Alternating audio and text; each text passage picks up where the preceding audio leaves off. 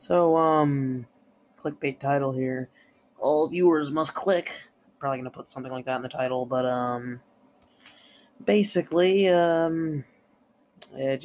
know this is in the title, is supposed as a big update, which, to be honest, it's more of like a medium-sized update because I don't know. Anyway, you didn't come here to listen to me ramble about what kind of update it is. You listened to hear what the update is, so, yeah.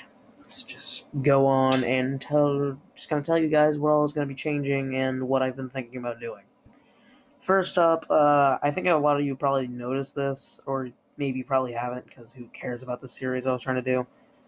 Now, I think a few of you may remember a series I did like almost a year ago, maybe probably a year ago, called Ryan's 10. It was like a top 10 list, but each part was broken down into set a different videos, and I just like counted down from my top 10 favorite games ever. And from that point, like a lot of my opinions had changed, so I figured recently that I would do a series called Ryan's 30, where I talk about my top 30 favorite games ever made and give a more, like direct, more accurate basement on my opinion of mine.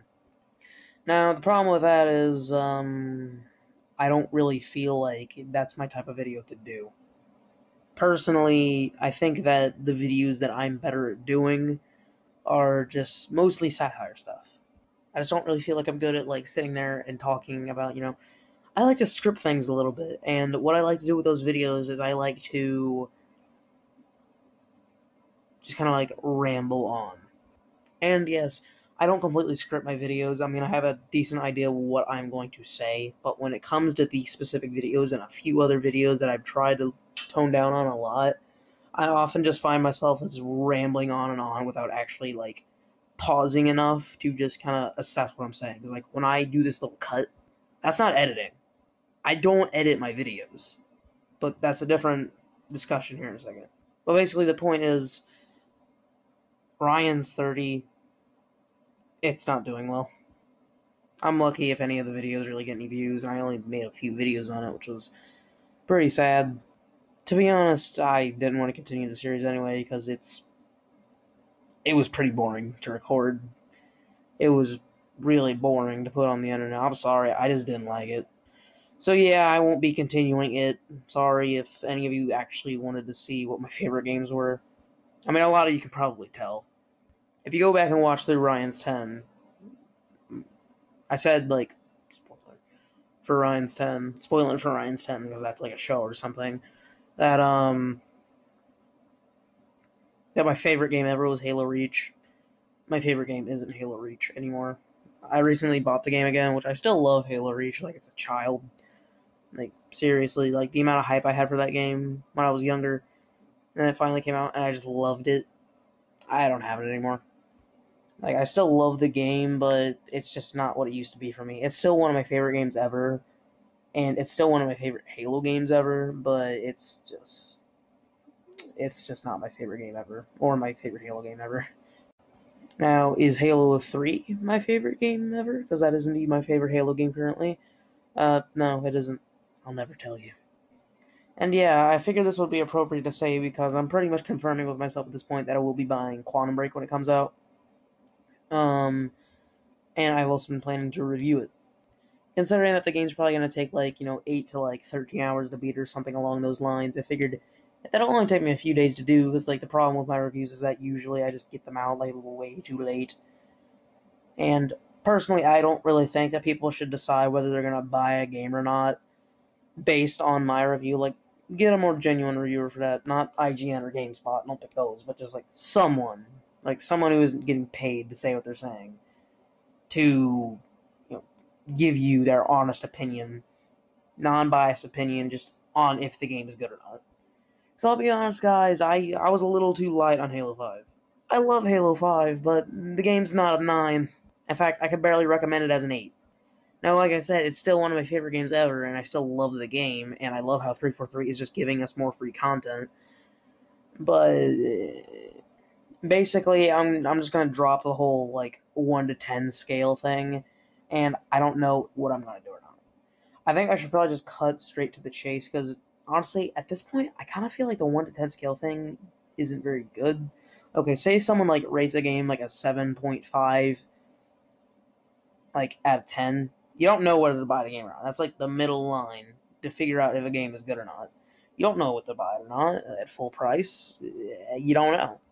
So I'll probably just pull some bullcrap like buy it or don't buy it or buy it if you like this or you like this. Yeah. And personally, I think that adding a final verdict is like it makes a review more entertaining to watch. It kind of makes you predict what the review is going to be for the specific game or movie or whatever. So yeah, I'm kind of at a crossroads in that. I don't know what I'm going to do for that, but I'll be reviewing Quantum Break because by the time I'll have enough money to get it. Yeah. And like I said earlier, I don't edit my videos. Like when I do pauses like